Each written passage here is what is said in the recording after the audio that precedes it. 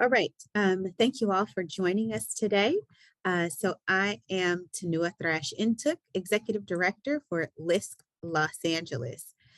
Today's conversation and panel is really a fantastic group of individuals with lived experience and as well as fantastic experience in making sure that those who've been involved with the justice system have an opportunity to get connected to resources, not least of which is housing.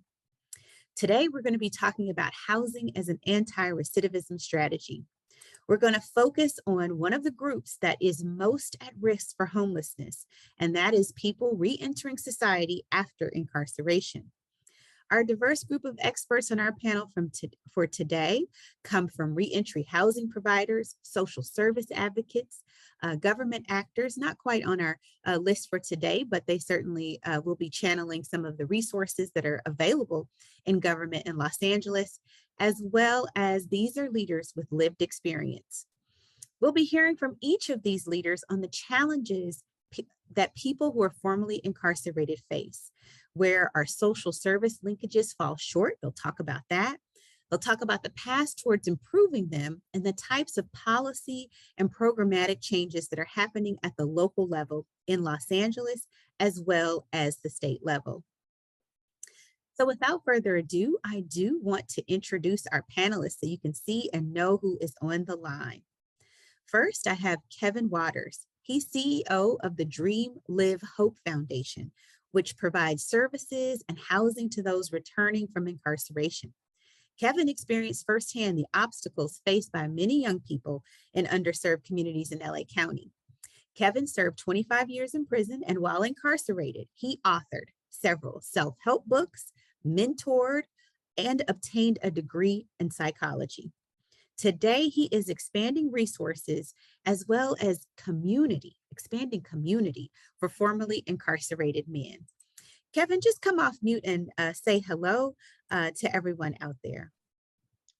Hello, and thanks for having me. I truly appreciate the opportunity to be able to share some of the struggles and pitfalls that come with doing 25 years and having to come to a society that has changed completely. So I'm looking forward to the conversation. Thanks so much, Kevin, and we're glad to have you here. Next, we have Veronica Lewis. Veronica is currently the director at Homeless Outreach Program Integrated Care System. We also know it as HOPICS. In her role, she oversees programs for mental health and substance abuse treatment. She provides reentry support, housing services, and trauma-focused services. She has spent the greater part of her life working to educate, empower, and provide resources to underserved youth and families. Veronica, thanks for being here. Thank you, Tanua. I'm glad to be here. And as a homeless service provider and a reentry provider, I'm really looking forward to having the conversation about the important intersection of those two systems that are currently disconnected and figure out how we can get them better connected. Thanks so much, Veronica. And it's that kind of insight that we're looking for today. And last, but certainly not least, is a good friend and colleague, Troy Vaughn. Troy is the executive director and chair of the Los Angeles Regional Reentry Partnership, also known as LARP. It's a network of over 400 reentry organizations throughout Los Angeles County that come together to advocate for policy, share resources, and build reentry organizations' capacity. Troy also serves as founder and president and CEO of Christ-Centered Ministries, a housing and employment nonprofit, and is the executive director of the LA Mission, one of Los Angeles's largest homeless shelters. Troy also comes to this work with lived experience. He has turned those experiences into building his organizations and championing the reentry advocacy and activities. Troy, thanks so much for being here. Thank you, Tanu, and my fellow panelists. It's a pleasure to be here to really speak about this critical nexus between reentry and homelessness, serving as both the president and CEO of Los Angeles Mission and Christ-Centered Ministries, also as co-founder and executive director of LARP. I speak to this topic with great enthusiasm and really be creating programs to really begin to address this nexus. And so really looking forward to the conversation today. Thanks, Troy. I mean, I think it's such a treat to have each of you here. We have already centered what your experience is and why you needed to be as part of this conversation. But before we dive into our discussion, I just want to make sure we set the stage around the homeless crisis in California.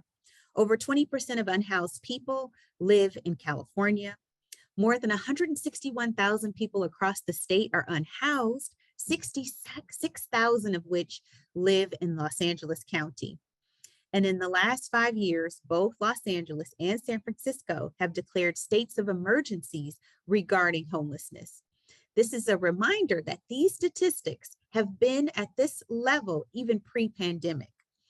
But we also know that some of the driving factors that are forcing too many of our neighbors on the streets include skyrocketing rents. You need $64,000 a year in California to afford a one-bedroom apartment, but the median income is only $31,000.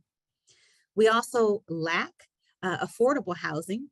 For every 24 units of affordable housing that's available, we've got more than 100 extremely low-income renters who need access.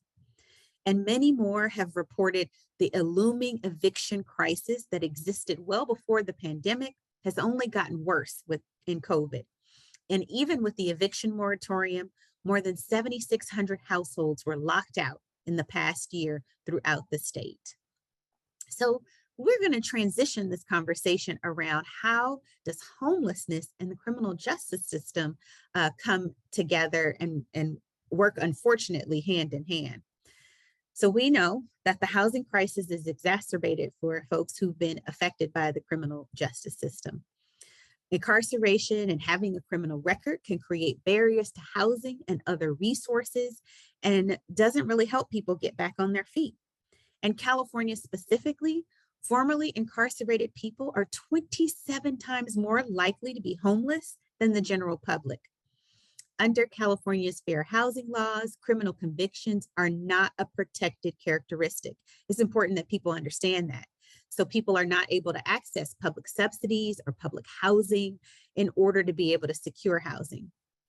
And studies show that even if you are in a pretrial detention circumstance, or you've touched the justice system for just a short period of time, negative consequences can have long-term impact. You can miss your rent, be housing unstable, lose your job as a result of that, and are most likely to then end up in another situation where you are convicted. And then there's also the criminalization of the homeless, creating a revolving door between homelessness and incarceration. People who are unhoused are 11 times more likely to be arrested, and 50% of unhoused people report a history of incarceration. Compared to other US cities, California cities have more laws that make resting in public places, sleeping in vehicles, panhandling, and food sharing illegal. And so last year, the city of LA expanded an anti-camping law to restrict camping within 500 feet of most public property, and has introduced a local ballot measure banning encampments entirely. So you can imagine how difficult it is for people to be able to just exist, even in our public places. And it must be important to note that our emergency response system relies entirely too heavily on law enforcement. So, for example, if an unhoused person is experiencing a mental health crisis, members of the public often call 911, resulting in a law enforcement response, which can lead to hospitalization and treatment, but it can also lead to arrest or other fatal encounters with the police. The current homelessness system, in short, the current system really criminalizes homelessness and makes it difficult to access housing if you've got that record. So our panel here is going to talk about what kind of changes we need to make to reduce and eliminate these cycles of harm. To begin our conversation, I want to turn to Kevin as well as Troy, both of whom are systems both of whom are leaders who've been impacted by this kind of system. I'm going to ask you if you can speak to the challenges that people who are coming out of incarceration are experiencing, especially when it comes to housing insecurity. So, Kevin, as someone with lived experience, what did you face when you first exited prison after 25 years? And now, as the executive director of Dream Live Hope Foundation, what do you see your clients in need of most when it comes to housing? Okay, thanks, Tanu. I appreciate the question and really diving into this subject that is it's actually overwhelming our city right now. And for myself personally, after 25 years, I was able to connect with some services that were already in place. They have stopped funding for a lot of people who come home and have been incarcerated for a while or have been to prison. So I was able to connect with some housing services. However, those housing services were not particularly individualized to my situation. I came home to a ailing father who actually passed away 52 days after I came home.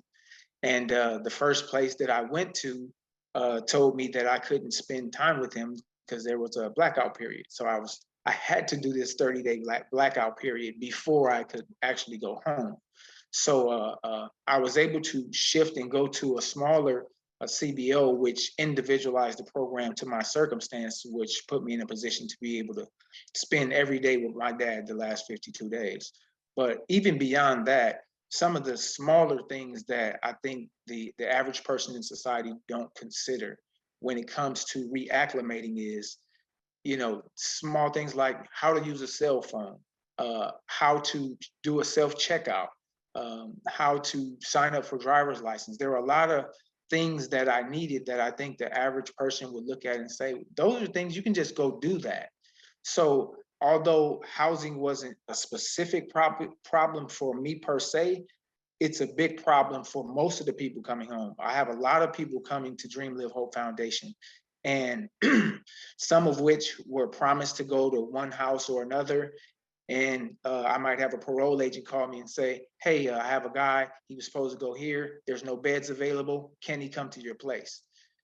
Which is not in and of itself a problem, but imagine the anxiety that comes with that from an individual who had all of his plans centered around going to this particular location. Maybe his family was close to that location, and then he has to get relocated because there was no system in place that connected all of the dots for those individuals as they come home.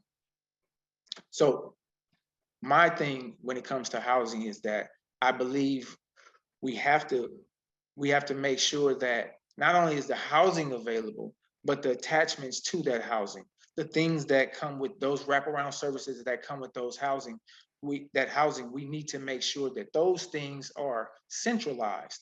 There's a lot of programs out there, but there's a great disconnect from coming home and connecting with those programs, coming home and getting the housing. I hear all the time how much money is set aside for all of this reentry population, but there's a disconnect from that money and all of these reentry housing services. So I think that is a big hurdle that we have to overcome. So, Kevin, thank you for that. And thank you for sharing that personal story. I just imagine you being able to spend some time with your dad, and I'm so glad you had a chance to be able to do that. And Kevin, just to help people get a sense as well about the resources someone might have leaving incarceration, it's just a few $100s, right, that people get when they're leaving the justice system. I think people need to hear that number so that they understand that there's really not enough resources to barely even physically transport yourself, let alone, get a bite to eat and be able to move forward from there. I'm so glad you brought that up, Snow, because the $200, what they call gate money, you have $200 that they give you upon your release. That $200 was actually put in place in 1972. So if we factor in inflation and all of the things from 1972 to now, that $200 should probably be more like $2,000. Realistically speaking, there's nothing you can do with $200. If for whatever reason the housing service that you were supposed to go to, you weren't able to connect with, even if it was less than $200, you don't have a driver's license, you don't have any information to be able to connect you to those services. So the $200 that they give you coming home. By the time you have a meal and buy your underclothes, which is small things that people don't look at, I go buy underwear, socks, and all that stuff, it's gone the first day, literally. So nothing, absolutely nothing left to be able to house yourself. And I've already talked about how much it costs, $64,000 a year in the state of California in order to, get in a 1 bedroom. And like you said, you don't even have enough resources to be able to pay for the fees associated with obtaining a driver's license and being able to get yourself situated. So Kevin, thank you for giving us some background on that, and being there for your clients, as a place people can go and they can count on when they are leaving the justice system in that way. So Troy, similarly, you have lived experience inside, outside. How has that shaped the programs you now run? Because that gives you a specific set of insight, like Kevin. And what are some of the new challenges for your clients that they experience today? So thank you for that. And Kevin, thank you for opening this up with the insightful examination of what the reality of it looks like. And I think that when we're developing programs, we have to do it with that level of sensitivity. So one of the things that we try to do is to create dignity by design, right? It's intentional in terms of how we receive people into our program. Everybody come into our housing components come in with a duffel bag full of supplies, right? Like, because they need that, right? They need clean underwear, change of clothes that's clean. They need a clean, safe space to lay their heads. They need a framework of orienting themselves back to society again. I think there's a misnomer that when you release that, you automatically understand the new culture that you're emerging in. New behaviors have to be relearned and really discovered again. And so we do that with intentionality, making sure that people are given an opportunity to reacquaint themselves with themselves, right? Because when you're in custody, you have to become someone to survive. And so a lot of times those survival instincts are still in play. And when you go into living facilities, you're still in that frame of mind and you have to be retaught and given the opportunity to think about how to be in community differently. And I think a lot of our programs don't do that or understand the sensitivity nature of that. And so what we try to do is make sure that we speak to that. And in my unique experience of coming home, and not being able to really land well and not understanding what the culture was. In my particular case, um, being disenfranchised from family, right? Having to reconnect to that and the support system that is necessary for people to really understand what community is like again. And I think that we don't do with intentionality is connecting people to those unique support systems that are required and needed for them to maintain themselves in community. And I think the church is one aspect of doing that. But we also have the ability now through funding opportunity to create system navigators that are of lived experience that can work alongside an individual and stay connected to a person throughout the process of their transformation or reintegration back into society. So for me, I think that it informs my philosophy of how you receive. I think everybody deserves dignity. I challenge my team, if I won't sleep here, then we don't have the right bed. All of our mattresses have pillow tops and we have great linen. They get clean changes of linen when they come in, clean change of clothes. They're brought in with dignity. It changes the mind frame. The environment has a lot to do with how people receive something. And when we do that at the front end, it's more important. And I think a lot of people say, when they're doing development, we have a lot of developers that are probably listening to this call and we just want to create something, but we have to also understand that the mind shift to be able to live in the unit is important as well. And stabilization is a critical component to helping people self-sustain themselves while they stay in community. The other thing is, don't take it for granted that people understand the changing culture on the outside, because it's changing on the inside, but it's also standing still. And so, and what I mean by that, there's a culture that is existing on the inside, but for some part of a person's life when they return home, a lot of it has stood still. And so when they go back, the communities look different. The things that were familiar look different. Some people cannot even go back to old communities. They have to stay away from those communities. They have to learn new communities. And we don't really treat that with a level of sensitivity that needs to be understood. They need to be reacquainted with how they access healthcare, how they go grocery shopping, how they do things that we take for granted in our normal day-to-day lives. And so I think those things are needed in stabilization housing when people are returning home. We don't have enough of that in our communities to get them ready to re-enter society again. We try to do that with intentionality through all of our sister programs that are connected together.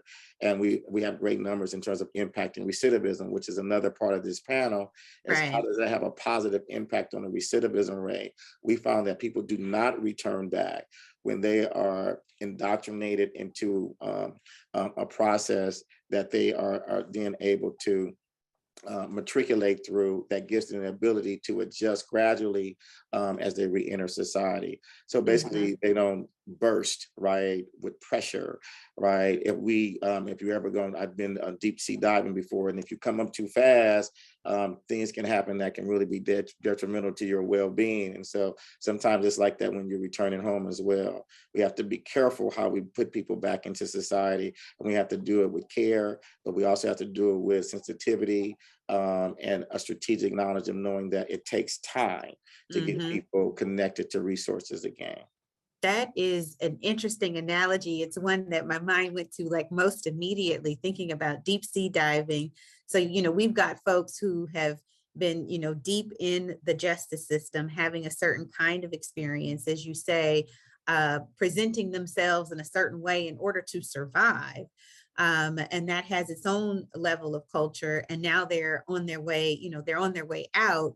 And with your analogy, if you're coming up, to the surface, you got to make sure you do that in such a way that there are no long-term repercussions, but the world is ready to receive you. And everything that you just described, similar to what you talked about, Kevin, we take for granted. You take for granted how far technology's come. You take for granted how you access things. If you've been on the inside, what does it mean now that you're on the outside? How do you really navigate those things?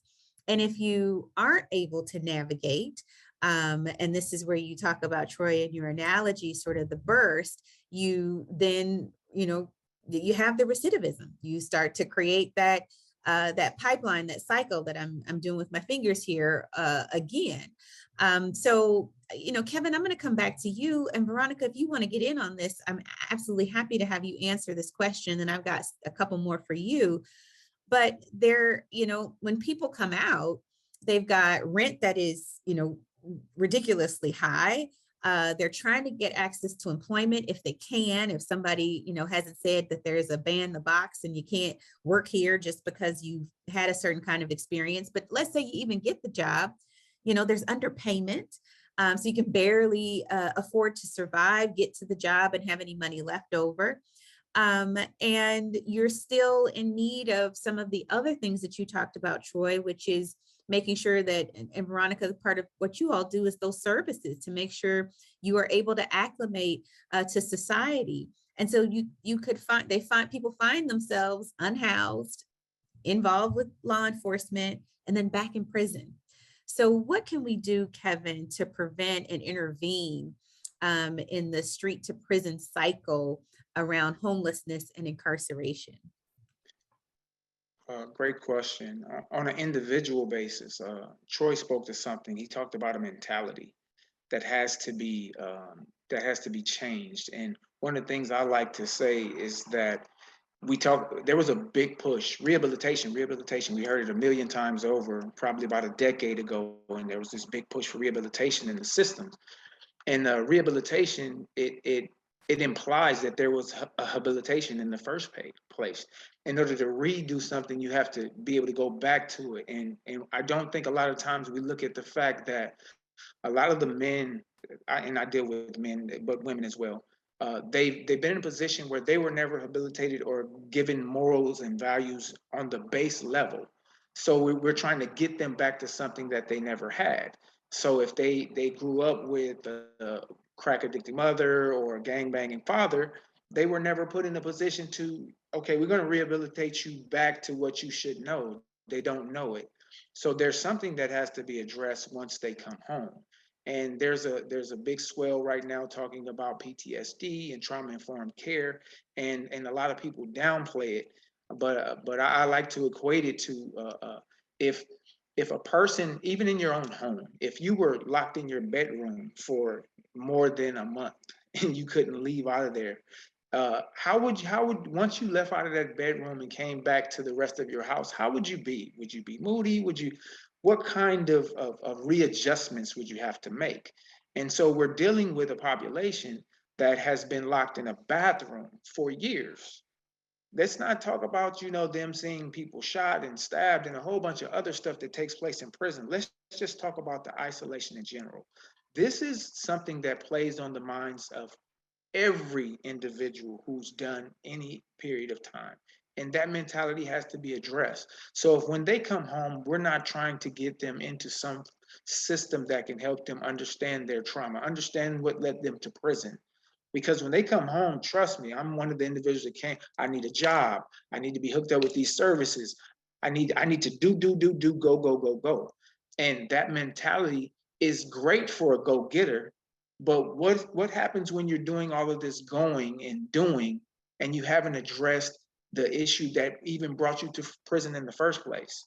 Now you're home, you have all this trauma, it's inside of you. You took a few classes, you didn't do any deep sea diving in terms of introspection like Troy talked about, but you did a little bit. And now you come home with that trauma. So if we don't give them some support in the field of mental wellness, mental health. And I'm not saying mental health in terms of the population of mental health, but whenever you're dealing with PTSD and trauma-informed care, people need to be able to get in and understand that. And once we start administering those services, we have to start looking at the housing that is available, which we're talking about housing now, but a lot of that housing is available for 3 to 6 months. So then that becomes another problem. Now I'm pressed as an individual who just got out of prison, who's in a program that they say after 6 months, I might have to move along. Now I'm pressed to get that job, and I'm pressed to get that money, and I'm pressed to do all of these things, which compiles all of the other traumas that I already experienced, along with not knowing that technology and all the other stuff. So there's a bunch of things that are happening that we have to kind of unwind. It's like almost unraveling a ball of yarn. We have to be able to just take it apart and address these issues one by one. Their individual traumas, the fact that housing may not be long enough for them. We need maybe a year. Some people need 2 years. I got people in transitional housing right now that did 6 months at one place, a year at another place, and now they're at Dream Live Hope, and they're still in transition 2 years later. So yes, there are definitely a lot of components, but I think central to all of that is we have to address the traumas that these individuals have gone through, for sure.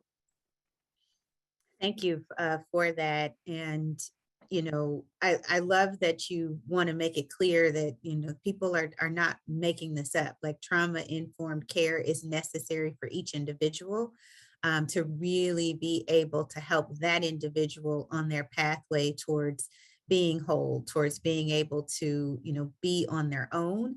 And a reminder that the housing type that we have out there doesn't always allow for that kind of time that some people may need in terms of time in a transitional setting, so that they can do that work with themselves, for themselves. And we really got to advocate for different housing models that allow for that kind of recuperative care, frankly, for people who have been involved with the justice system.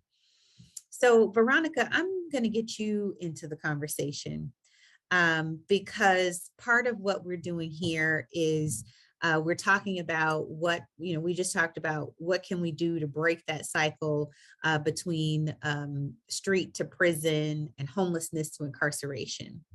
And our hope here and part of this conversation is to reimagine systems and continuums of care that really truly serve Black and Brown communities, low-income communities who we know have been all too impacted by the criminal justice system.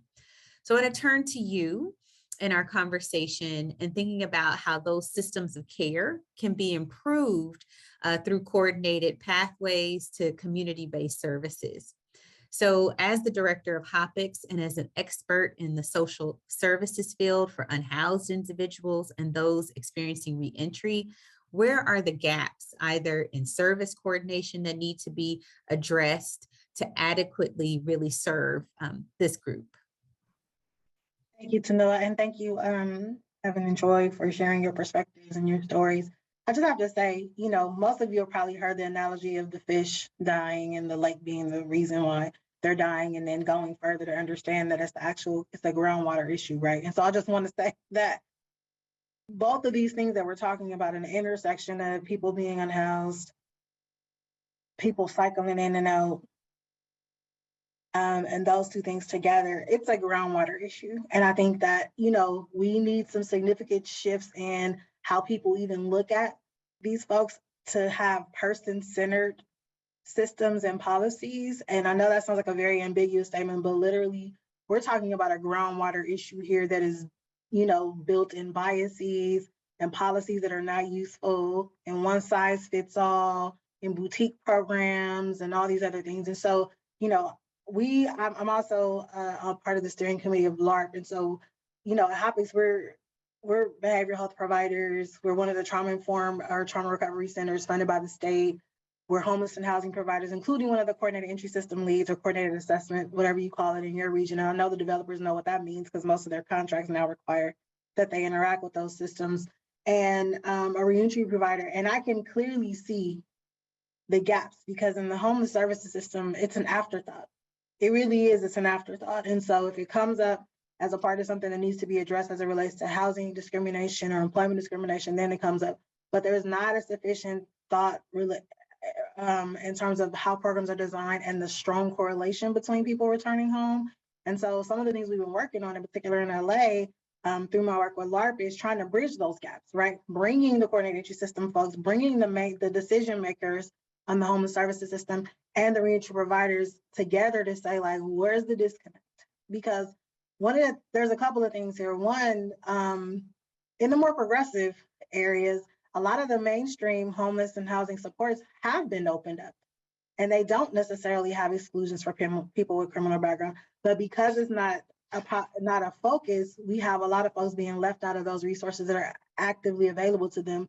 And then in terms of the reentry system, I just have to say, unfortunately, it's very fragmented, right? So you got folks like Kevin and lots of other folks who literally create the safety net for people returning home that are not sufficiently resourced or brought into the full scope of continuum of care for what it looks like. When we step back and look at all of the needs of the people returning home, what does that look like? It's not sufficiently resourced. And so I think that, part of what we need to do, one, is make sure that where the bulk of the housing and homeless dollars are going to the mainstream system, we need to make sure that people returning home have access to that, and that there's coordination with the reentry providers.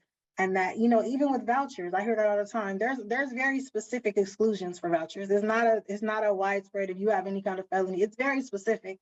Arsonist, manufacturing, meth, and one more. Like, literally, other people have access to it, but it's just, making sure people understand. And then secondly, I think that, in order to keep people from cycling in and out, in order to keep them from going back into incarceration in the first place, we need a significant investment in community-based health, housing, and support. And what that looks like is, to the points that were raised earlier, you have a menu of options. Some people are going to need strict structure where they may need to have a blackout period to just figure it out. Some people have strong support networks, they just can't live there, and they need an opportunity to have a safe place to lay their head, to have access to their family without those restrictions. Some people need higher levels of care. But right now it's very restricted. So we need a deep investment in our respective communities across California to allow people to come home, and to come home to a place that's in a community they identify with or need to go to Troy's point, that's safe for them to go to, where they can rebuild their lives. And so the main piece of that I just want to lift up before I move off this point is, we don't have sufficient pre-release activities. So when I say pre-release, I mean pre-release tied to post-release with the same follow-through from the person who's supporting you to think through what it's going to look like, preparing you for some of these things you may be surprised by, et cetera.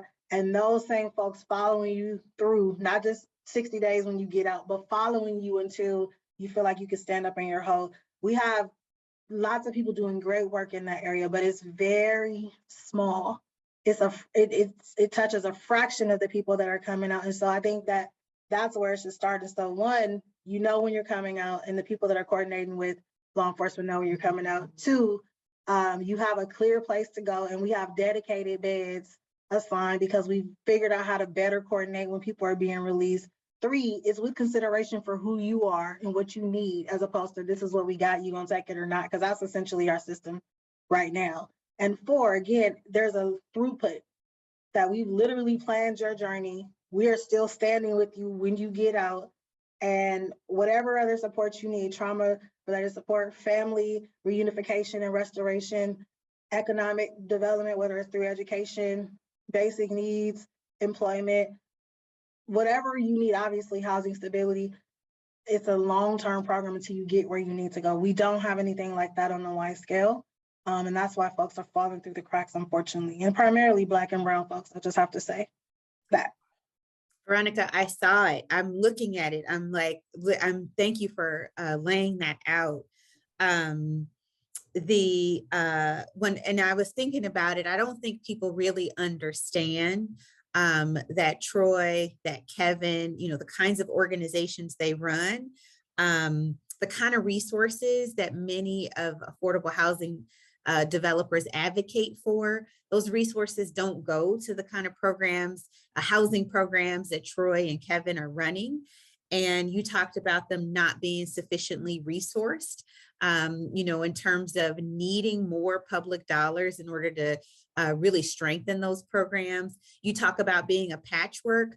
I am very thankful that there is a Kevin, that there is a Troy who decided that I'm going to do what I need to do in order to open up warm, meaningful opportunities for people to be able to connect with beds. And there are many more of them out there. There are women who are doing this as well, who are opening their homes, who are leasing facilities from a patchwork standpoint in terms of being available to make sure what you're describing, Veronica, to the extent that you can. I know that's what you're looking for and who you connect your clients to so that they can get access to housing.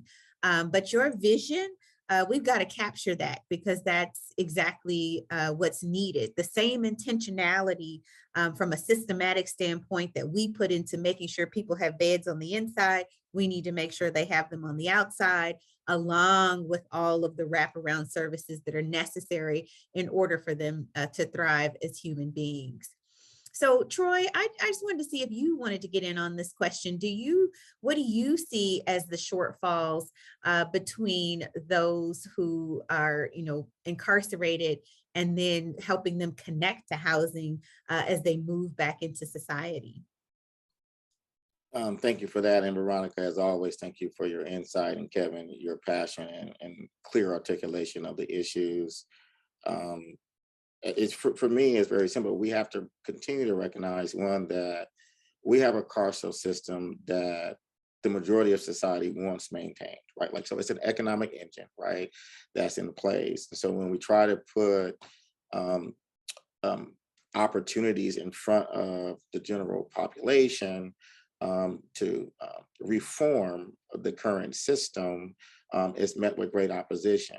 And to some degree, we get that. But really, this economic engine that's created is created so it can sustain lifestyles for many individuals that are connected to it.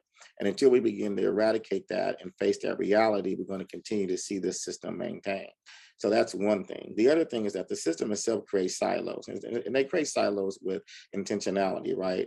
When we talk about why there's shortfall in collaboration or coordination, it's because these silos create the separation, right? And many community-based organizations that want and desire to work together on the outside, because they could receive particular different funding streams, they're restricted from doing so, right? Like, to really keep the collaboration and the coordination going. Veronica raised an issue earlier about a system that we created for the unhoused population called CES here in Los Angeles, which is a coordinated entry system. And that system for years prevented, and still to some degree prevented, people that are involved in the justice population from entering to the system. We fought for years just to get included on what they call the vulnerability index so that we can actually have them counted as a part of the numbers of individuals that need housing upon release. And we're still fighting for that inclusion opportunity, right? Like, we created a adjusted version of what they call the BI SPDAT, but it still is not allowing people that are returning home, many of them with health issues, with that of chronic nature, and the levels of appropriate housing is not available to them because they're not qualifying for it. Some of them are coming back into our system, that a system that is not ready to receive them. Kevin raised earlier of trauma-informed care. But what we don't really understand is that somebody that is already dealing with stress and post-traumatic stress upon release because of the environment they just came from, and by the way, that they got into that environment from a life that they were living prior to it that was created by the system. And now they come out into a situation where they're unhoused and individuals are not receiving them, but we keep perpetuating the harm that's being placed on them because now they're in this other system that is really still sees them as invisible and not counted. And so I think that we need to really begin to understand and lift up in our community the connection from what I call first responders in the community and really bringing them to bear. These are the small nonprofits. These are the churches that are receiving people back into their community that is trying to work without those resources. Somehow we got to figure out how we connect them to the full continuum with resources, not just say, come do this because this is your ministry and you should be doing this for free. But we should understand that if we don't do it for free over here, we can't do it for free over here. That people need to staff up. They need to be able to hire. They need to put people in position to really be able to deal with the critical nexus that's there. Because many people that are returning home have no choice but to return home to what's familiar to them. And a lot of time that is the community church. That is that smaller nonprofit that's out there trying to do it on a mortgaged home or whatever the case may be, or shoestring and bubble gum, really trying to hold it all together because we out here every day trying to hustle up a dollar while we get big developments and contractors developing units.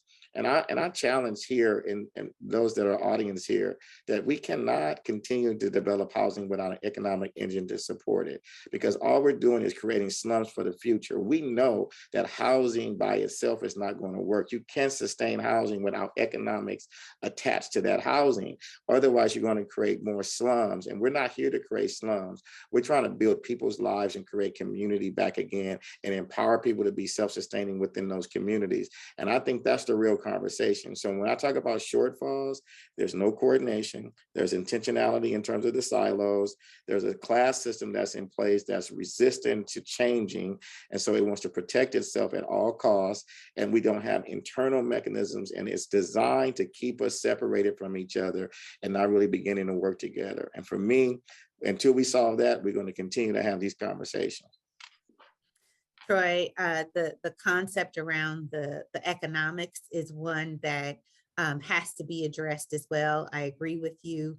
We can house people and be able to get them stabilized that way. We can provide the mental health, the physical health support that they need, but we also got to give them an opportunity to be able to be productive in society, and we have to create the pathways for that so people can get meaningful, dignified employment, and or start small businesses that allow them to be able to contribute more than just being in the housing unit and community. So that's on the pathway towards the kind of society and things that we want to do and create. So continuing with the theme of coordination, you touched on it a little bit, Troy, and I want to go a little deeper into that. And that is, you all are aware here on this call of my panelists that Los Angeles County has created the Office of Alternatives to Incarceration. This is a program that focuses on diversion, pretrial programs to get people out of the criminal system as quickly as possible at the earliest points of touch. Under my leadership at LISC Los Angeles, we've been working very closely with the county's ATI office as a third-party administrator to really stand up these programs, which we call pre-file diversion and rapid diversion programs. Our pre-filing is meant to divert people out of the initial booking stage, and rapid diversion is in the courts, meaning we divert people at arraignment. We've also been leading the county's ATI Incubation Academy, and we're working with really small community-based organizations. You called it, Troy. I think people need to understand out there that there are folks who have mortgaged their homes, who work full-time jobs, who themselves have lived experience, yet have determined that they will turn around and help others along the way, even in their own journey. As they move back into society. And so with those resources have started very small organizations, and we're very proud to say that we have been investing in those organizations and providing them with the resources that they need in order to be stronger. And we thank each of you here. Troy, I know you've served as a faculty member as part of that program. So given the cycle of incarceration and homelessness and then criminalizing homelessness, we know we've got to reimagine justice and what are the off-ramps to get people out of the criminal system as quickly as possible. And ATI was really set up to do that. But we know that there's still room for improvement. So my next question is related to a set of dichotomies. So we often say that there's a dichotomy of differentiating between low-level and high-level offenses, and who in the justice system is deserving or not deserving of access to these resources. Can you speak to why it is so important to expand the conversation just beyond what we would consider to be low-level offenses, and why everyone is worthy of diversion services, including access to housing? Troy, did you want to start with that one? Sure, I will. I think that we have many examples of why that shouldn't be the factor in determining whether somebody is worthy of diversion services, and particularly housing, right? Housing should be a right for everybody, right? Like, we should make sure that people are housed when they come home, right? And whatever their background is or their charge shouldn't be a determining factor in that. But we have real examples of why that's important here. Well, throughout the state of California, we passed legislation under Assembly Bill 109 that realigned individuals that were supposed to be the non-nons, which the non-violence, not sex offenders, those individuals that we are talking about here, which a low-level offense in particularly. But they were only looking at the last offense. And what we found out is that people that had other offenses, some of them high-level offenses prior to the last low-level offense, were coming home. And a lot of them were able to matriculate and go into programs and actually recover their lives. So we found out through just the process of doing that process that that wasn't really a factor. It was really, the main factor was the person's ability to desire to want to change, not the offense itself. And so what we need to be able to do is lift up individuals. We have individuals now leading major statewide organizations, national organizations that had high-level offenses. I'm a part of an organization that's called Just Leaders USA, and Jail USA really focuses on the individual that has lived experience across the nation. And what we do is we identify leaders, and we're able to plug into those leaders, and they run programs, they do policy change, they work in government. And that's who we have today. A good friend of mine, Elder Joe Paul, who works with me at LARP, is vice president over our government relations and our strategic partnerships. And he had what they call a high-level offense. But look at his life now and the change that he is making. Another good friend, Jay Jordan, who is president and CEO over Californians for Safety and Justice in their national arm, now leading that organization in a very successful way. Somebody who was considered to have a high-level offense. Again, the offense should not matter. matter. What we should be focusing on in a person's desire to return home and become a productive member of society again. And I would venture to say to Noah that is the majority of individuals that we are coming in contact with. I employ over 85% of my people have some kind of lived experience. And in our micro businesses that we operate and run, they're having high level positions. We have people that have high level positions within every strata of our organization, and they are highly successful and compassionate individuals that are serving at a high level. So for me, I have practical experience. I'm a person that you're looking at right now whose life was transformed by individuals because they loved me and they spoke into my life and they gave me the ability to return to school and to build my life and to become this person that I am today. And we need to give everybody returning home that opportunity. And I would venture to say if we do, we would look different as a society. We would look different as a society. I was hoping you would talk about Elder Joe Paul. He's someone that I've personally known for a very long time, growing up in the ministry, and just seeing his progress over the years has been fantastic. I can think of no better soul to be working with you on the work that you've got him doing over at LARP. And I'm very proud to say that he was recently selected as part of LISC Los Angeles's Elevate Black Leadership, where we are identifying leaders and sort of middle management in organizations who we see as the next set of Black leaders and really investing in him. So I'm very, very glad that you shared that story of a life that others might have thrown away if only he was judged by a particular experience. So thank you for sharing that. Kevin, I want to bring this question to you as well. Can you speak to why is everyone worthy of diversion services, and in particular, how housing plays an important role in that? It's even if you don't look at it from a perspective of being empathetic, like, okay, this person may have had some trauma or they may have gone through some stuff. Let's give them a second chance. Let's say you throw it out the window. In upwards of 85% of the people who are incarcerated will come back. So if we don't invest, if we don't put that effort to say, let's see if we can change his mentality. Because I was one who, from a very young age, I went to the street life, got involved in a bunch of stuff I wasn't supposed to be involved in. But I was also out of the norm because I grew up with both parents. I had my mom there, I had my dad there. So I wasn't that case where, oh, he grew up without a dad, that's why. Oh, his mom was this, that's why. I wasn't that case. So for like Troy said, when somebody invests in you, when somebody says, you know what, I believe in you, that may be something that nobody has ever told this person in their whole life.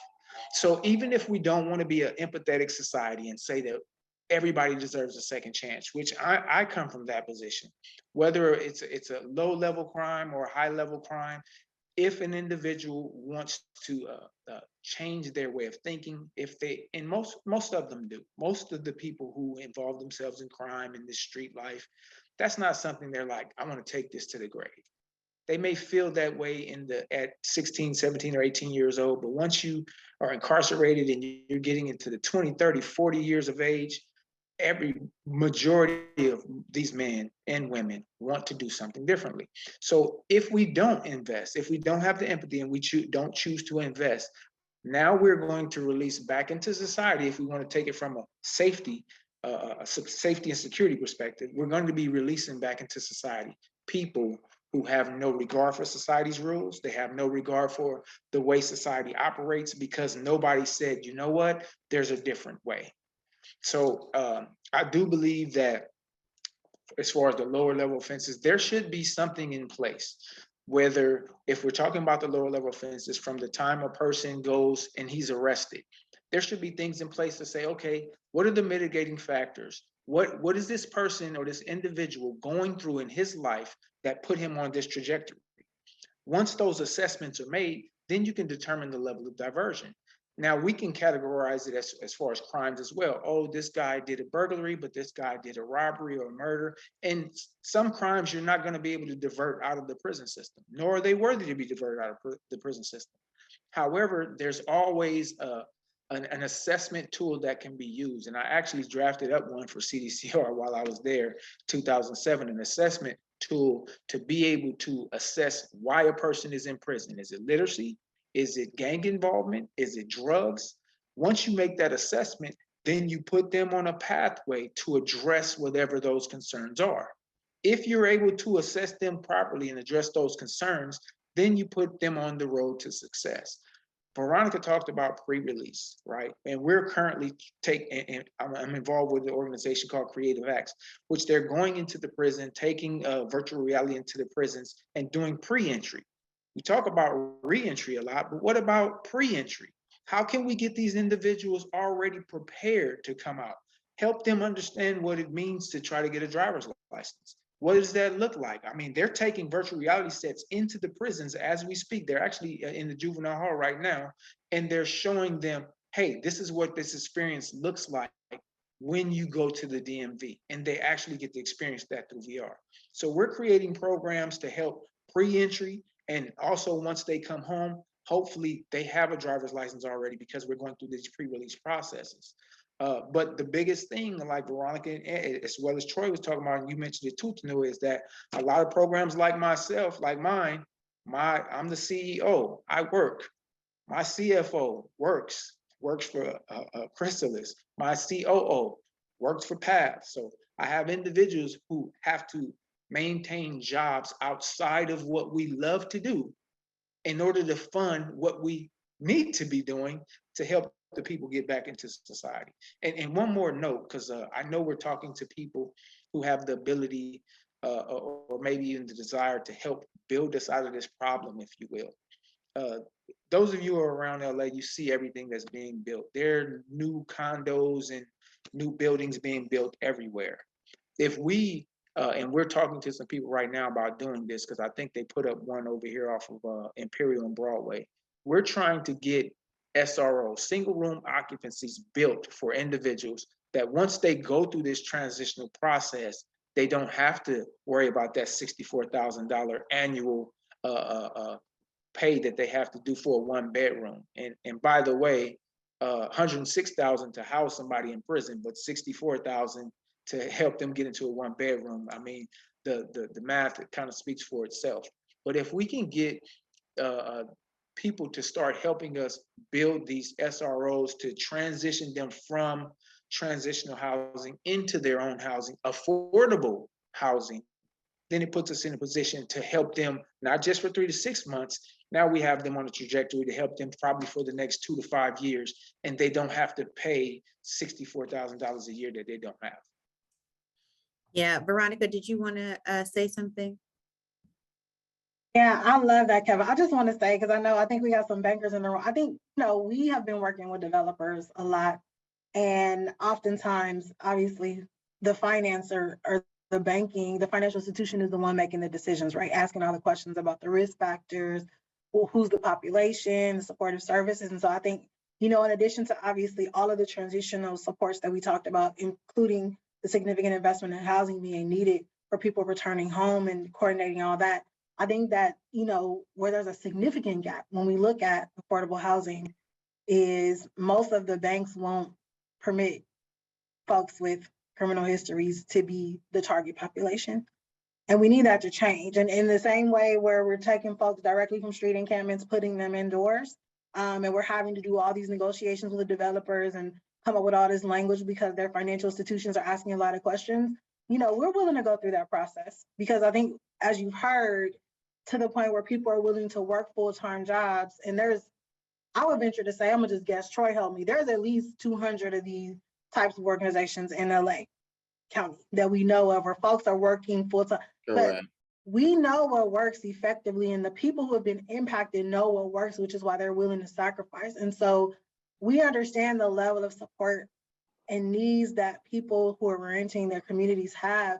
And we just need this sector of affordable housing and developers to get on board and allow us to attach these types of supportive services to these same folks going into these units, if you allow them to come in, as we're doing with the chronically homeless folks that are coming indoors directly from street encampments. I think that's one of the biggest gaps in terms of sustainable housing, as Kevin mentioned, it doesn't have to be 2 bedrooms, 1 bedroom. We're looking for all types of interventions that people folks can afford, but it's a huge gap. Yeah, there was so much there, Kevin. And you, thank you for sharing what's happening with virtual reality, how we're using technology to prepare people on the inside for what the outside looks like. Thank you for double clicking and really giving us more information about the concept of pre-release. You know, how do we get people prepared and to be successful, so that we're preempting reentry. Let's try and, you know, we want to get rid of that term, right? Because we have prepared them so well for release, and we've released them into services. And someone in the chat, Veronica, you made sure people understood that. But when I said people have other jobs, I don't think people understood. Like, yes, people have other full-time jobs that allow them to be able to have a dignified wage and healthcare and some of the other benefits of being fully employed. But at the same time, because of your passion, because of your interest, your expertise, your commitment to community, you also have another entity that you're working, that you're also the CEO of. So yes, and Kevin's not alone. There are, as Veronica said, there are lots of people out there who are doing just that. And when I say not enough resources, when Veronica says not resourced to the level that's necessary, when Troy says we need to be able to make sure that people understand it should not be done for free, that there's more resources that's needed. And Kevin has already, with his own time, demonstrated the commitment and expertise to the matter. We've got to drive more dollars that way. So, you know, Kevin, I want to pick up on going into the next topic. I love the way you strung along sort of what are the arguments, right? So there's an empathetic argument, and you heard me and Troy give that. We talked about some people we know who've turned their lives around, and if you can get with that, you can be empathetic. And then Kevin, you talked about from a safety standpoint, right? Why do we can't be releasing people and we haven't done any level of rehabilitation. We haven't provided them with any alternative ways of thinking about how to comport themselves in society. Well, another argument that I want to bring up now is one that is related to cost. So for every policy, there is a cost choice that we also have to consider. We have seen not only the individual cost of incarceration that could be better allocated to the services that you all provide, but the collateral cost of mass incarceration has created a hand in destabilizing families and whole communities across California, and deeply so in Black and Brown communities. California is beginning to really reckon with and consider the cost of incarceration. So it costs the state about $100,000 annually to incarcerate someone in California prison.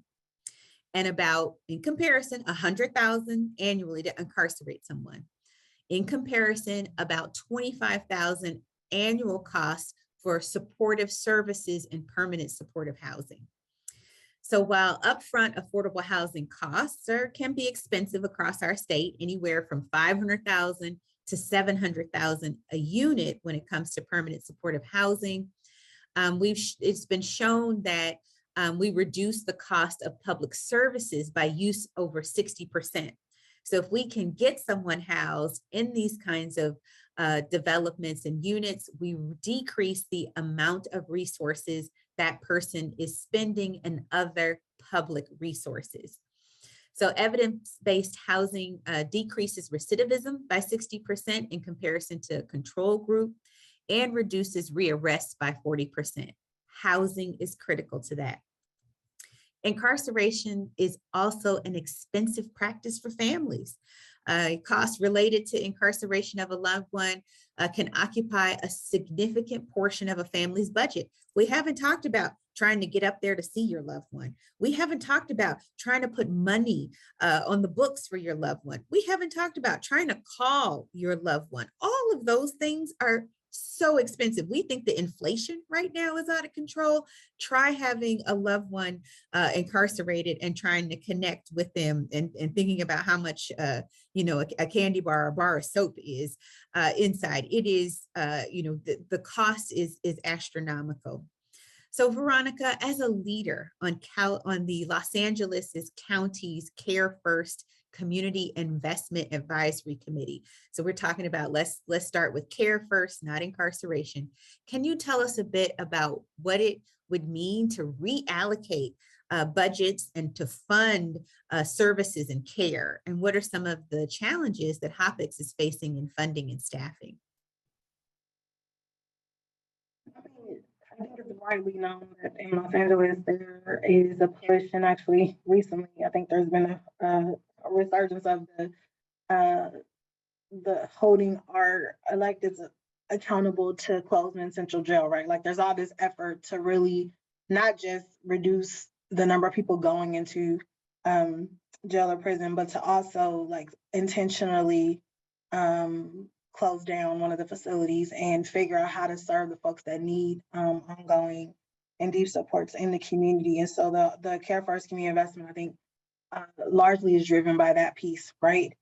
Addressing the folks we've already harmed and getting them out of incarceration as quickly as possible. But for folks who are not attached, I know that, diversion, obviously, as you know, you talked about that already, is a big part of preventing people, if they do have some type of interaction with law enforcement, from entering into the carceral system, whether that's pre-booking or some other version of it. But I think, we're also having large conversations. So last year, the county, dedicated $187 million to Care First Community Investment. This year, our committee is actively working on a spending recommendation to present to the CEO and board for another $100 million. And I think that largely the things that we're looking at are related to starting with youth, right, which we haven't really touched on here. If there are opportunities to provide some alternatives to to their immediate environment that may yield them getting attached to some type of carceral system, then those are some of the things we're trying to invest in. And across the board, right, culturally responsive, neighborhood specific interventions and activities to try to expose youth to different mindsets and opportunities and prevent them from interacting with law enforcement. So that's a big piece of the push that we're doing. There's some other efforts in LA around that. And then obviously, for folks, there's a whole lot of push and there's some efforts happening statewide, but also in LA County right now with the alternative crisis response, which is a major one. And so we know, we haven't said it here, but a good number of people that are incarcerated related to drug-related offenses. And so, and there's part of that, part of that is related to the groundwater, right? And the policies and the known drugs and all those other things. But also there's insufficient resources to support those folks in the community when it's observed that they may need some support related to addiction. And so the alternative crisis response is largely related to both, episodes related to folks that may be in crisis as it pertains to addiction, but also, of course, mental health. And so creating the pilot is about to launch, and the county's doing it. Some of the municipalities in LA County are doing it, where folks, if someone's in a crisis, a behavioral health crisis, I'll call it, that they'll use the new 988 California number and law enforcement won't come out if it's not an actual public safety issue. And so that in itself, I think, is going to have a huge impact on the folks who are ending up in jail. And we already know the Twin Towers in LA, is shamefully one of the largest holders of folks with mental health in our entire country. So I think this alternative crisis response is going to play a big part of it. For folks who, that may not be their story, I think, there's a lot of reentry supports to try to minimize recidivism that we're also trying to fund. And again, culturally responsive, person-centered stuff. And so some of it related to, working with the Native Americans and tribal communities to do things that are specific to their population and, gender specific opportunities, and just a holistic approach to both clinical, spiritual, and other types of interventions that will really meet the needs of the folks is really what we're trying to do. Significant amount of reentry resources to provide the basic needs support that Kevin has continued to articulate, to provide the navigation support through all these very fragmented and difficult systems that people sometimes just give up on, to provide obviously economic stability, education, employment, housing support, so that we minimize somebody's need to have to just survive.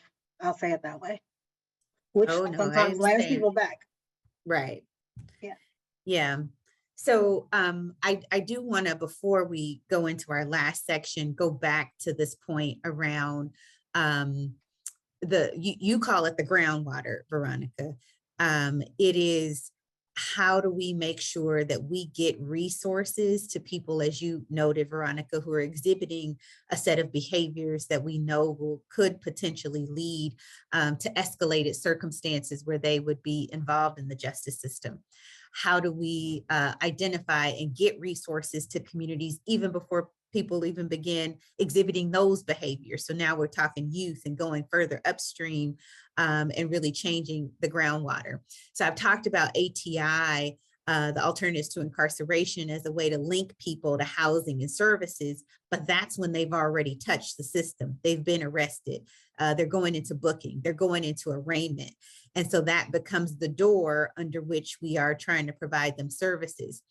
We've even seen from the LA Sheriff Department, for example, they've said that maybe arresting people who are unhoused can link them to substance abuse treatment in jail or reentry services. And so part of what we want to, I'd love for Troy and Kevin to think about and share with us on is, how do we make sure that we are creating other pathways that don't include touching the justice system and don't rely on criminalization to get communities the kind of services that they need? What can we be doing? Troy? Well, we talked about it earlier. One component of that is the pre-release services, the pre-entry services that Kevin just coined, and I love. Really being able to make sure that that continuity is started prior to release, right? Like, I think that that's going to help us make sure that, one, people don't have to come in contact again with law enforcement to get connected to a resource. We connect them upon entry at that resource. The other thing is that we need to be intentional about those people that are already out here and connected to their own environments, right? Even though a person is unhoused, they may not necessarily be disconnected from a sense of home, right? Because community can feel like home for a lot of people within the unhoused community, right? Which is why there is different language in terms of what we use in terms of housing, homelessness versus unhoused, because people are a part of a community. But oftentimes those communities are saturated with a carceral system that is layered on top of it. And so they are in a punitive environment that if they create any kind of infraction, they're going to come in contact with law enforcement. And that's with intentionality. So we need to have safe zones that are created throughout the community where people that can actually go to for respites, right? They can actually go to for counseling or if they're in crisis. And we don't have enough of those that are strategically placed. Stabilization centers need to be erected throughout the county of Los Angeles and the state where people can be stabilized in community and then reconnected and assessed to the appropriate level of referral that can take place so that they don't have to access that by way of law enforcement or the court system. They can self-select to go to those places. Again, I want to raise the issue. Churches are a good place for this to be started at because there's already a comfortable connectivity to a lot of the faith-based institutions across the state with people that are connected, and particularly people of color, where they can go to. Creating safe zones in this way would be important. And I think that having access centers and these stabilization centers that are created in community where people know that they can go to get access to services and connected to resources are critical. They don't have to go to law enforcement to be connected. And oftentimes they don't want to be. And the other thing is that we have to change the face of how engagement looks, right? Right now we have engagement that looks restrictive and looks punitive. And so people don't want to connect to that. And so when they don't see themselves, we know in recovery circles, they use the term the therapeutic value of one addict helping another is without parallel. But it's the same thing with people with lived experience, right? People that have lived experience should be put on the front end and they should be a part of every system of connectivity in terms of how to give access. Because when you're talking to somebody who's been there, who understands that, but has overcome, it's easier to have a conversation, right? Because you can be understood, the dialogue is more fruitful, and I believe that the outcome is more fruitful. I've been pushing for negotiators to be trained with people in the court system at our public safety realignment team, that we train people with lived experience to be critical negotiators at the nexus point. By the time that they are getting disconnected from the system, that they are actually being trained how to be negotiators and advocates at that space.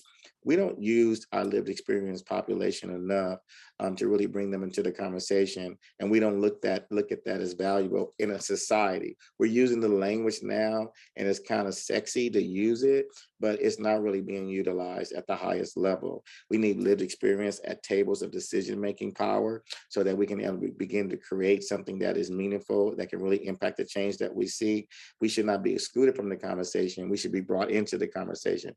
After all, we're running multi-million-dollar companies right now. We're creating system changes. We did it from our bootstraps. We've been managing resources for a long time. We have the ability, the demonstrated ability to be able to do that. And we should be brought to the table now so that we can bring about the change.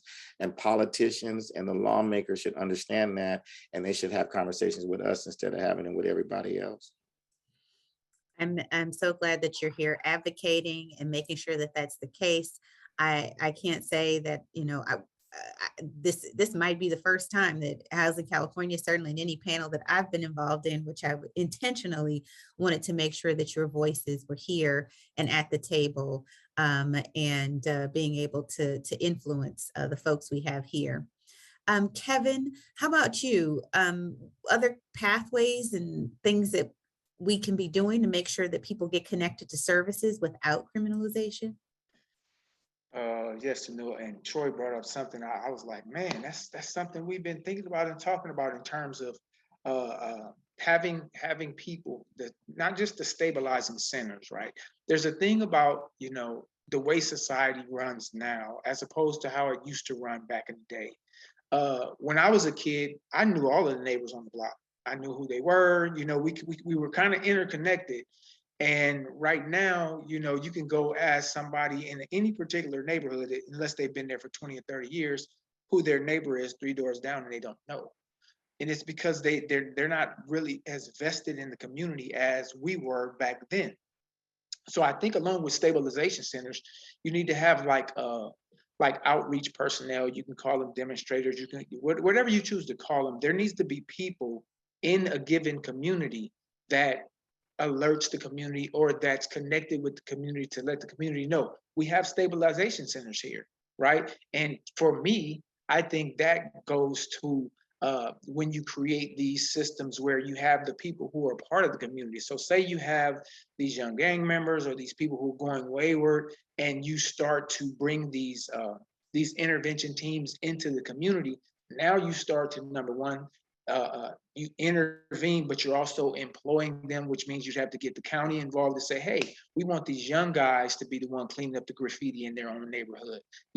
Start having it where they have to be invested in these particular communities, because you start pulling them in.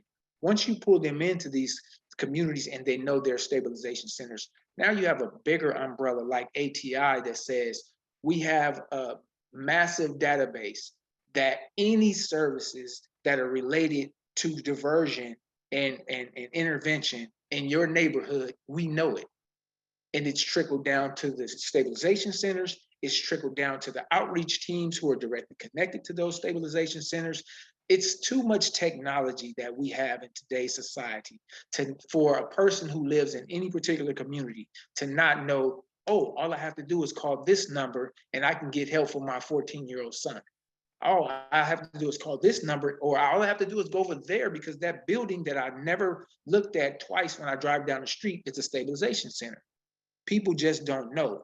And it's really, the onus is kind of on us to get with the people who have the money and who have the ability to fund these type of programs, to say, we're going to make sure that we canvass the neighborhoods and make sure people know where the services are, what type of services they are, and we're going to intervene with those youngsters and those people who are going wayward and bring them into the fold and become a part of how the community begins to heal itself. So like Troy said, there's this, I heard a story, I don't know how true it is. It was a long time ago when I was first incarcerated. They talked about this guy who hacked into the government system and he put a bug in the system, made the system shut down. He was doing all this crazy stuff. And instead of incarcerating him, you know what they did? They hired him. They hired him. So I don't know the name. I don't know that. I don't even know if it's a true story. But even if it's not, the concept still applies. The people who are the burglars, the robbers, the one who starts the gangs and all, these are the people who know how to fix it. But yet you go to a person who's reading a book or got a million degrees and say, fix this problem that only thing you've seen of it is on paper. It's not going to happen. It's not going to happen. Some of the most intelligent people I've ever met in my life were in prison. And when I say intelligent, I mean, if their IQ, I don't know it. I didn't have an IQ test at the time, but I can guarantee you it was off the scale. And these individuals, if you invest in them, make them a part of the solution and don't consider them to be still a part of the problem, a lot of this stuff, the solutions would already be on the table. Kevin, you are one of those people who has that IQ and has that acumen. And thank you for the reminder. The people who are hurt by, the people who've hurt the community are also the people who can probably help heal it. And so those stories that you told, that they sound real to me because I've heard them both in fiction and nonfiction. So we're coming up on the last part of our conversation. I know you all can't believe we've been talking just about 90 minutes now about this topic, and there's so much more to talk about. I do want to Troy, I'm going to give you an opportunity to quickly tell us about a new state assembly bill that would create a reentry housing and workforce development program in the state. I know that LARP has been advocating for that bill. And then I'm going to come back to you, Veronica, and to Kevin, because I'd love to get and Troy, I want to give them a chance to talk. So we don't have too much more time. I'd love to come back to the conversation around the future and how important community-based organizations are. So Troy, let's start with you. Let's talk about the Reentry Housing and Workforce Development Program legislation. Yeah, Assembly Bill AB 1816, authored by Assembly Member Bryan, and LARP is one of the co-sponsors on the bill. And mainly the bill is recapturing savings from the reduction of the population. The LAO estimates that by 24-25, it'll be about $1.5 billion that can be available to help with bringing resources to bear. And so we're looking at, through this bill, to set aside about $200 million over the next 5 years to create permanent supportive housing and reentry programs for populations that would have workforce enhancement to it that creates these opportunities. Because like I said earlier, it's really about creating housing with an economic engine. But it's a very good bill. We're getting great traction, bipartisan support with the bill. Again, it's AB 1816, and it's really bringing grant opportunities to counties on the homeless continuums of care, community-based nonprofit organizations to create unique housing and workforce development type programs that would help individuals re-enter society successfully. And I'll let my other panelists in the last 5 minutes here, but I want to say one thing that Elder Joe Parr used to always tell me, and it's really powerful. When people say hurt people, but he says healed people heal people. And when people that have come home are healed, we have the ability to heal other people. So let us heal them. Amen.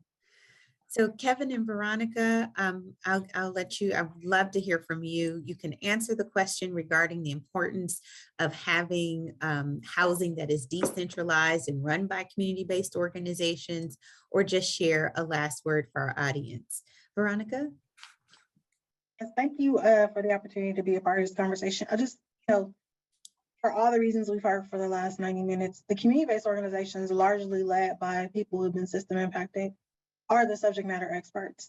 And it's critically important that they exist. And it's also critically important that our public dollars are shifted to effective models that they represent. And so they're important. They need to be uplifted and supported. the interventions that they have used, many of which may not be in any EVP book, but that have been proven effective, need to be lifted up and need to be used as the model to take this to scale to help people stay out of incarceration. Thank you. Kevin? Yes. At first, I want to just thank you for this opportunity to be able to speak on this platform, because this is such an important topic. And as far as the smaller CBOs, Dream Live Hope was a part of the ATI cohort, the first one. So we went through that process, and we're currently collaborating with them to try to do exactly what you say, get some of the smaller CBOs in a position to be on a platform that allows them to financially support the people who they're already supporting. We've been operating since 2017. We have not received a state contract, a county contract, anything. What we do, we get people who are coming in, because I probably write about 10 to 30 support letters for people getting out of prison per month. And so we have a lot of people who are coming to our facility straight from prison, and we don't charge them. We'll find them funding, anything from pilot through GR to ARG through VOA, and we search for the funding. But at the end of the day, myself and my COO, we both have the lived experience. We both experience coming home and having to acclimate back to society. So we don't have all the answers, don't get me wrong, but we have the experience and the feeling of what it means to come home and to be supported. So I would just ask that the individuals really look towards the CBOs, not as the overall solution, but I can guarantee you we have a lot of answers to a lot of questions that have been overwhelming society for quite some time.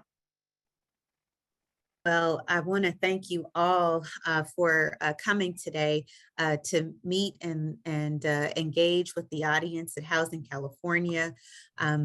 What you all have gone through in terms of the first thing I thought about was, but for you, where would so many people that you have assisted be? And as a society, we should, we owe you a debt of gratitude for the work that you do in community with the resources that you do have available. We hope that today's conversation has elevated the unfortunate connection between homelessness and incarceration, that people have some sense of what some of those barriers are that keep people from being able to access stable housing and then to be able to move into society, but they'll need additional resources accordingly in order to do that based on some of the things that you've shared here. And all of you, between Veronica, Kevin, and Troy, you have outlined a new vision for what we can do to make sure that people who, before they are released, pre-released, that they have the connections and the resources and the wherewithal and be ready to move back into society, so that housing and other services that surround housing serve as an anti-recidivism strategy. So thank you for being here, and we look forward to the next conversation. Thank you, Tanua, and thank you so much for all you do to bring us to the table. My pleasure. Really appreciate you. Thank you, Tanua. Thank you.